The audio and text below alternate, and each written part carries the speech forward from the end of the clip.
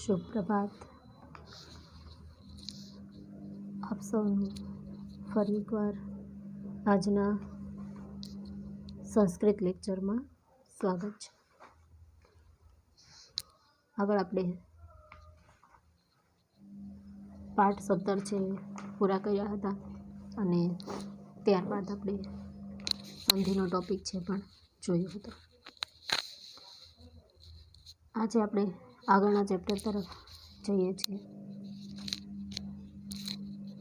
Chapter 18 18મો પાઠ, જે આ વર્ષે બોર્ડના અભ્યાસક્રમમાંથી બાદ કરવામાં આવ્યું છે.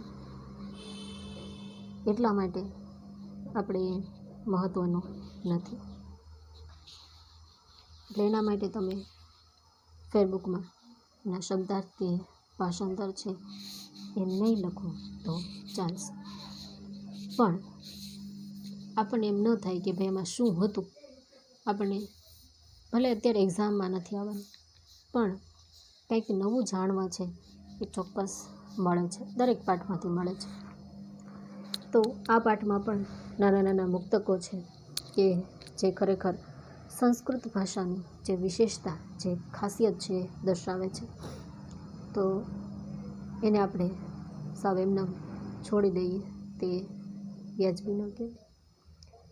ભલે આપણે એને ટૂંકમાં જોઈએ, પણ આપણે ચેપ્ટર 18 છે આજે જોઈશું. મેં કહ્યું એમ કે ભાઈ શબ્દાર્થ ભાષાંતર નહીં લખો તો ચાલશે, પણ આપણે પાઠને ચોક્કસથી સમજીએ. સંસ્કૃત સાહિત્યમાં પ્રહેલિકા, કૂટ શ્લોકો, અંતરાલાપ, પ્રશ્નોત્તર માલા આવા વિવિધ પ્રકારના રમૂજી અને તર્ક બુદ્ધિયુક્ત મુક્તકો વિપુલ પ્રમાણમાં રચાયેલા છે. પ્રહેલિકા હોય, કૂટ શ્લોકો હોય કે શ્લોક વાંચ્યા પછી આપણને તરત ખ્યાલ ન આવે કે ભાઈ આમાં શું કહેવા માંગે છે, અથવા સામાન્ય રીતે વાંચન કરવાથી આપણને સાવ સામાન્ય લાગે, પણ એમાં કંઈક વિશેષતા ઊંડાણમાં હોય છે. પ્રહેલિકા એટલે ઉખાણા સ્વરૂપ હોય છે. અંતરાલાપ પ્રાસ મેળવવામાં આવેલો હોય છે. પ્રશ્નોત્તર હોય છે, જવાબ પણ એમાં મળી જાય એવી રીતે હોય છે. રમૂજી પણ હોય. તર્ક બુદ્ધિયુક્ત કે જેમાં આપણી બુદ્ધિને સતેજ કરવી પડે. તો આ પ્રકારના મુક્તકો એટલે શું કે મોતી જેવા નાના નાના શ્લોકો, નાના નાના વાક્યો છે એના દ્વારા આવી ચમત્કૃતિ સર્જવામાં આવી હોય છે. ક્યારેક સંધિનો ઉપયોગ, તો ક્યારેક સમાસ ફેર કે અન્વય અથવા વિવિધ અર્થઘટન, આવા જુદા જુદા પ્રકારે ચમત્કૃતિ સર્જવામાં આવે છે. આ પ્રકારના મુક્તકોની રચના સળંગ એક ગ્રંથ તરીકે થઈ હોતી નથી. આખો ગ્રંથ ન હોય કે ભાઈ આખો મુક્તકોનો ગ્રંથ, શ્લોકનો ગ્રંથ હોય, સુભાષિતોનો ગ્રંથ હોય કે ભાઈ કોઈ વિષય ઉપર ઘણા બધા સુભાષિતો લખ્યા હોય. પણ મુક્તકો છે એનો કોઈ ચોક્કસ ગ્રંથ હોતો નથી. સમયાંતરે થોડા સમયે જે કોઈ વિદ્વાનો, કવિઓ થઈ ગયા હોય, એમણે પોતાના ગ્રંથમાં એકાદ બે અથવા વિષય વસ્તુને અનુરૂપ ક્યાંક કોઈક નાના નાના મુક્તકો છે એ મૂક્યા હોય છે. તો આવા મુક્તકો છે તેનો હાલમાં વર્તમાન સમયમાં એક સંગ્રહ કરવામાં આવ્યો છે. જુદા જુદી જગ્યાએથી, જુદા જુદા ગ્રંથોમાંથી અલગ અલગ કવિઓના, વિદ્વાનોના આવા મુક્તકો ભેગા કરી એક સંગ્રહ બનાવવામાં આવ્યો છે, જેને સુભાષિત રત્ન ભાંડાગાર કહેવામાં આવે છે. આ શીર્ષક હેઠળ એને પ્રકાશિત કર્યો છે. અહીં પણ આપણને આવી વિવિધ ચમત્કૃતિ સર્જતા 8 પદ્યો રજૂ કર્યા છે, જેમાં માત્ર મનોરંજન નહીં, પણ તેનો શાબ્દિક રીતે, આર્થિક રીતે ચમત્કૃતિ છે એ દર્શાવવામાં આવી છે, કે જે કોઈને કોઈ રીતે ક્યાંક ને ક્યાંક આપણા મનુષ્ય જીવનને ઉત્તમ બનાવવા માટેનો ઉપદેશ આપે છે. તો આપણે આ 8 સુભાષિતો છે તેને જોઈએ, સમજીએ અને તેમાંથી કંઈક ઉપયોગી છે એ મેળવીએ.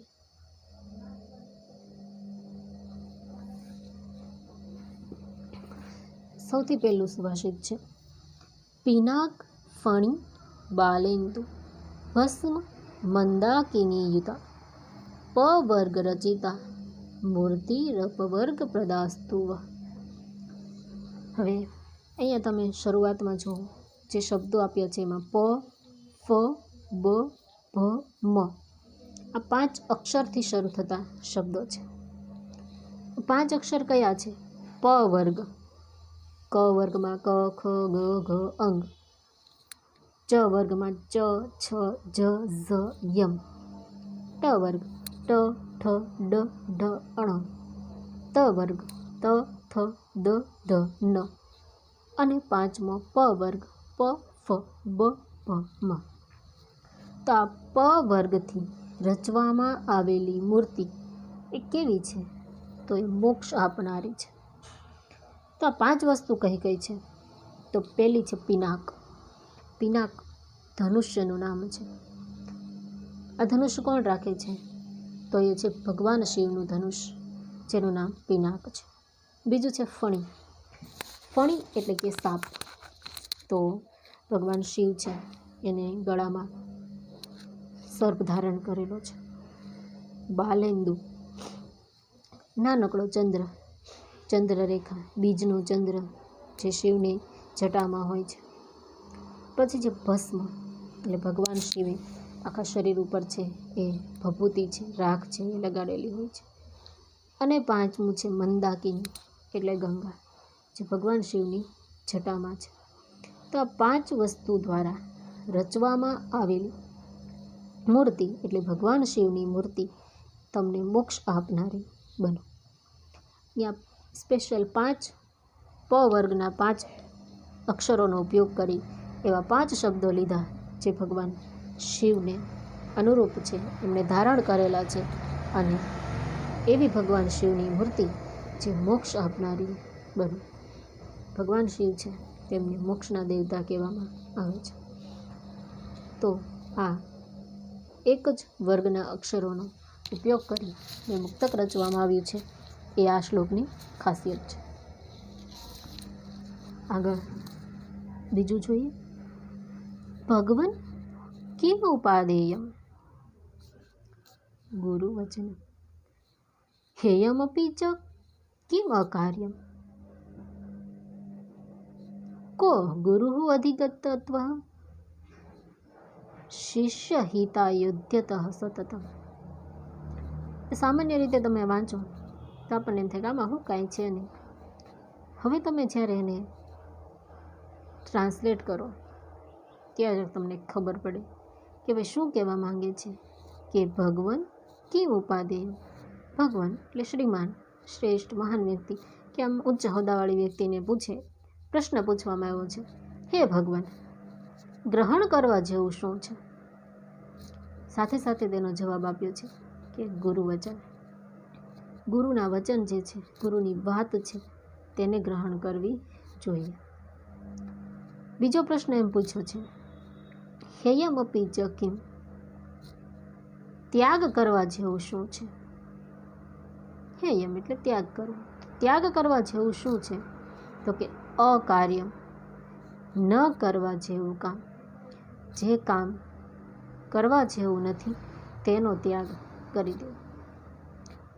ત્રીજો પ્રશ્ન એવો પૂછ્યો છે કે કો ગુરુ, ગુરુ કોણ છે? તો કે જે અધિગત તત્વ શિષ્ય હિતાય ઉદ્યત, કે જે નિરંતર, સતત એટલે કે નિરંતર શિષ્યના હિત માટે તત્પર રહે છે અને જેણે અધિગત તત્વજ્ઞાન પ્રાપ્ત કર્યું છે તે. સાચો ગુરુ કોણ છે? કે હંમેશા નિરંતર સતત એ શિષ્યના હિત માટે તત્પર રહે છે અને જેણે તત્વજ્ઞાન પ્રાપ્ત કર્યું છે. તત્વજ્ઞાન દરેકે દરેક નાનામાં નાની બાબતો છે એનું જ્ઞાન એણે પ્રાપ્ત કર્યું છે. આવા ગુરુ હોય છે. એટલે બીજા શ્લોકની ખાસિયત એ છે કે તેમાં પ્રશ્ન છે, સાથે સાથે તેના જવાબ પણ આપી દીધા છે. ત્રીજો શ્લોક, અપૂર્વો અયમ મયા દૃષ્ટ કાંત કમલલોચન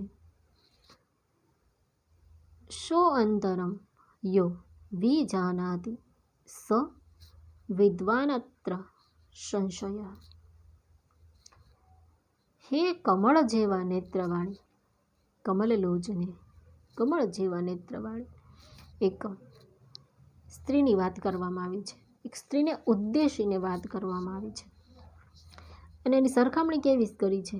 કમળ જેવા નેત્રવાળી, કે જેની મોટી મોટી રળિયામણી આંખો હોય એવી સ્ત્રીને ઉદ્દેશીને કીધું છે, મેં તારો અપૂર્વ આ પ્રિયજન જોયો છે.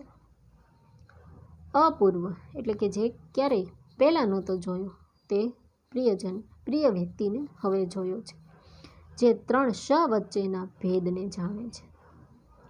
તે અશોક છે. તે અહીં વિદ્વાન છે. અશોક, શોક દુઃખનો નાશ કરનાર, જે દુઃખનો નાશ કરે છે અને 3 શ વચ્ચેના ભેદને જાણે છે, તે વિદ્વાન છે અને એમાં કોઈ શંકા નથી. તો ભાઈ આ 3 શ કયા? ફાડી શ, સંકોરાનો શ અને સસલાનો શ. તો આ 3 શમાંથી અહીંયા શંકોરાના શની વાત થઈ છે કે જે આ 3 શ વચ્ચેના ભેદને જાણે. તમે અશોક, અશોક એટલે શું? એનો કોઈ અર્થ થતો નથી. અશોક ફાડીશનો ઉપયોગ કરો તો પણ એનો અર્થ નથી. પણ અશોક કે જે દુઃખનો નાશ કરે છે, દુઃખનો અંત કરે છે, એવો અશોક એનો ભેદ જાણે, એનો અર્થ જાણે છે અને એટલા માટે એને વિદ્વાન કહ્યો છે.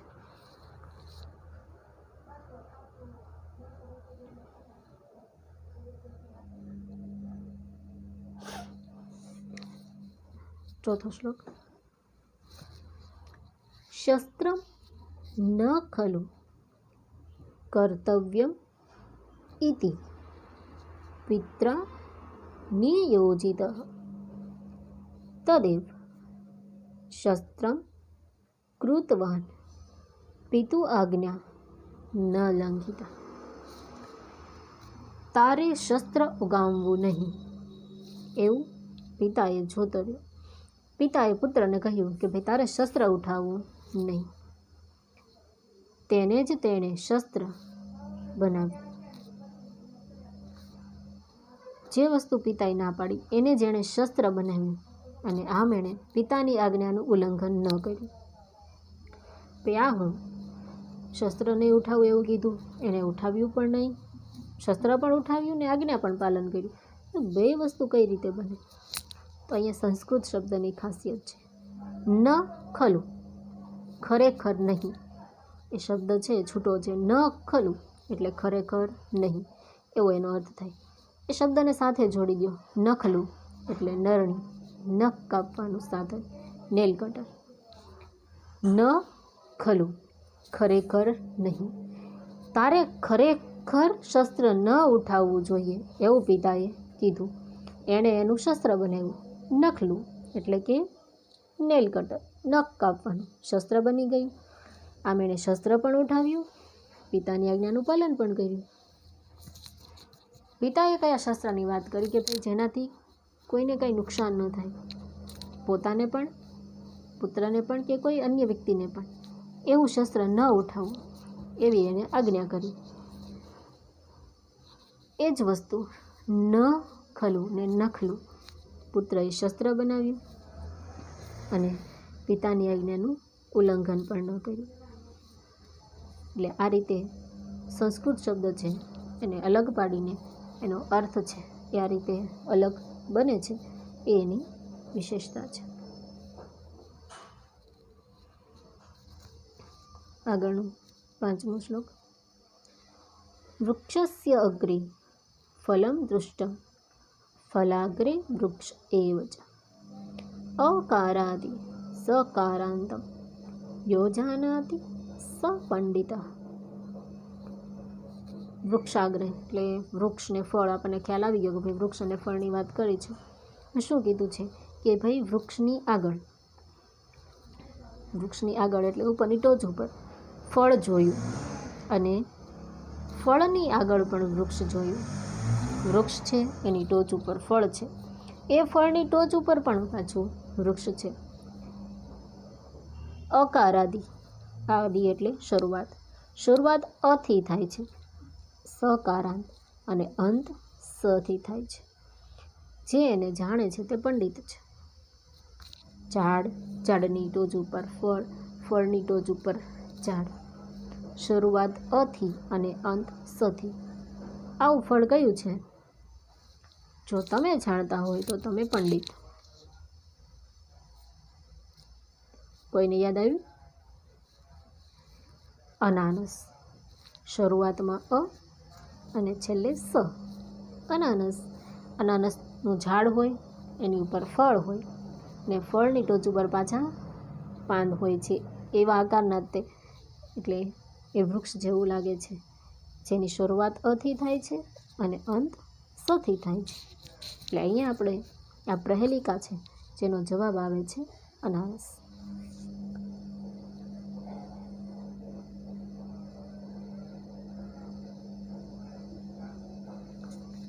શ્લોક નંબર 6.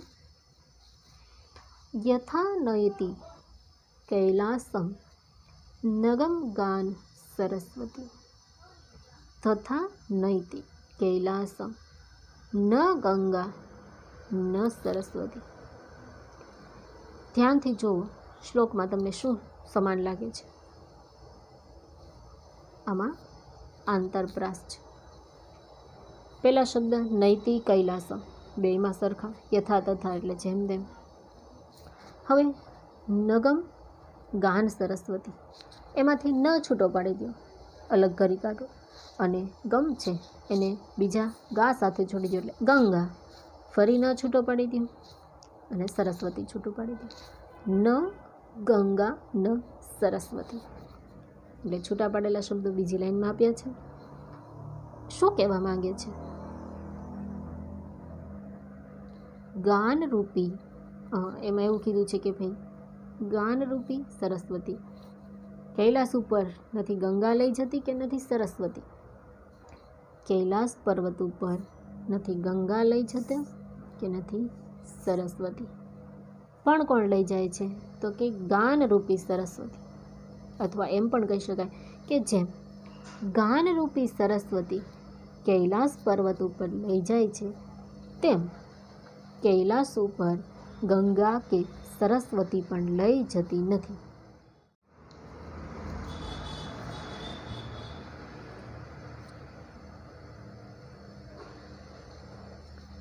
આપણને એમ થાય કે ભાઈ આ ગંગા અને સરસ્વતી કોણ છે? બે છોકરીઓના નામ છે? ના, બે નદીઓના નામ છે. ગંગા નદી, સરસ્વતી નદી, જે વહે છે ઉપરથી, પણ એ પાછી કૈલાસ પર્વત તરફ જતી નથી, અને એટલા માટે આપણે એના માધ્યમથી કૈલાસ સુધી જઈ શકતા નથી. પણ ગાનરૂપી સરસ્વતી એટલે કે ગીત સંગીત, ગીત સંગીત એક એવું માધ્યમ છે કે જે આપણને કૈલાસ પર્વત સુધી પહોંચાડે છે. કેમ કે એના એ સંગીતના સૂરો છે એટલા મીઠા મધુરા હોય છે કે એના માધ્યમથી આપણને કૈલાસનો અનુભવ થઈ શકે.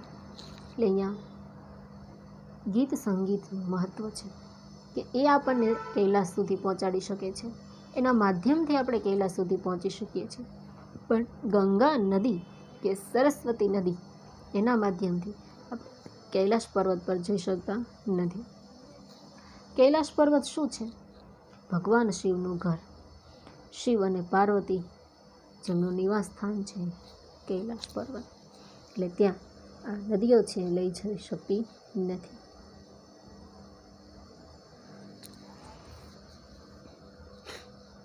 આગળ સુભાષિત નંબર 7. યુધિષ્ઠિર કસ્ય પુત્રો ગંગા વહતી ક્રીદુષી, હંસસ્ય શોભા કા વાસ્તિ, ધર્મસ્ય ત્વરિતા ગતિ. હવે સામાન્ય રીતે આપણે સામાન્ય શબ્દો જોવા મળે છે. આપણે એનું ટ્રાન્સલેટ કરીએ તો કે યુધિષ્ઠિર કોનો પુત્ર છે? ગંગા કેવી રીતે વહે છે? અને હંસની શોભા શું છે? 3 પ્રશ્નો આપણને જોવા મળે છે. હવે 3 શબ્દો આપ્યા છે જે 3 પ્રશ્નોના જવાબ છે. ધર્મસ્ય એટલે કે ધર્મનું, ત્વરિતા એટલે ઝડપી અને ગતિ. તો હવે આપણે પ્રશ્ન અને જવાબને સાથે લઈએ. તો કે યુધિષ્ઠિર કોનો પુત્ર છે? તો કે ધર્મનો, ધર્મરાજનો. બીજો પ્રશ્ન છે કે ગંગા કેવી રીતે વહે છે? તો કે ત્વરિતા એટલે કે ઝડપથી. અને હંસની શોભા કઈ છે? હંસની શોભા કઈ છે કે શી છે? તો કે એની ગતિ એટલે કે એની ચાલ. હંસ જે ચાલે છે જેવી રીતે એ. તો 3 પ્રશ્ન સાથે સાથે 3 તેના જવાબ. એટલે આ પણ એક વિશેષતા છે સંસ્કૃતના મુક્તકોની. છેલ્લો 8મો શ્લોક જે વાંચશો એટલે તમને સમાસના નામ જોવા મળશે, પણ એ નામનો અર્થ શું થાય એ જાણશો એટલે એક સરસ મજાની નાનકડી એવી આમ વાર્તા કહીએ કે વાત કહીએ તો એ આપણે જોઈ શકશું. દ્વંદ્વો દ્વિગુ અપી ચ અહમ મદગેહે નિત્યમ અવયવિભાવ તત્પુરુષ કર્મધારે એનાહમ શ્યામ બહુવ્રી. સમાસના નામ આવ્યા કયા? દ્વંદ્વ, દ્વિગુ, અવ્યયી ભાવ, તત્પુરુષ, કર્મધારય અને બહુવ્રી. 6 સમાસના નામ છે અહીંયા આવી ગયા.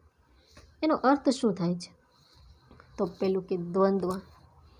દ્વંદ્વ એટલે લડાઈ ઝઘડો નહીં, પણ દ્વંદ્વ એટલે બે વ્યક્તિનો જે સમૂહ છે એને કહેવાય છે દ્વંદ્વ. અહીંયા અર્થમાં જે અર્થમાં વપરાયું એ છે કે 2 વ્યક્તિ, 2ની જોડ એટલે કે પતિ અને પત્ની. પછી કીધું છે કે દ્વિગુ. દ્વિગુ એટલે શું? ગ એટલે કે ગાય અને દ્વિ એટલે કે 2. દ્વિગુ એટલે 2 ગાયો. ચ અહમ મદગેહે અને મારા. મદગેહે એટલે કે મારા ઘરે, મારા ગૃહે. નિત્યમ અવ્યયી ભાવ ખર્ચ કરવા માટે કે વ્યય કરવા માટે કશું નથી. હું 2ની જોડવાળો પતિ પત્ની છું. મારે 2 ગાયો છે. દ્વિગુ એટલે ગાયોવાળો છું. વ્યય કરવા માટે અવ્યયી ભાવ, વ્યય કરવા માટે, ખર્ચ કરવા માટે મારા ઘરમાં કશું નથી. તત્પુરુષ તેથી હે પુરુષ, કર્મ ધારય કર્મને ધારણ કર.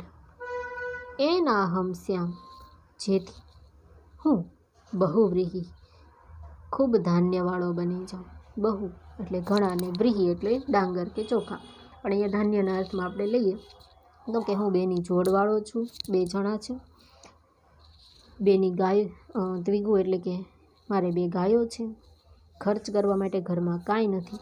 તેથી હે પુરુષ, કર્મને ધારણ કર, કર્મ કર, કાર્ય કામકાજ કર, ધંધો કર કે જેથી હું ખૂબ ધાન્યવાળો બની જાઉં.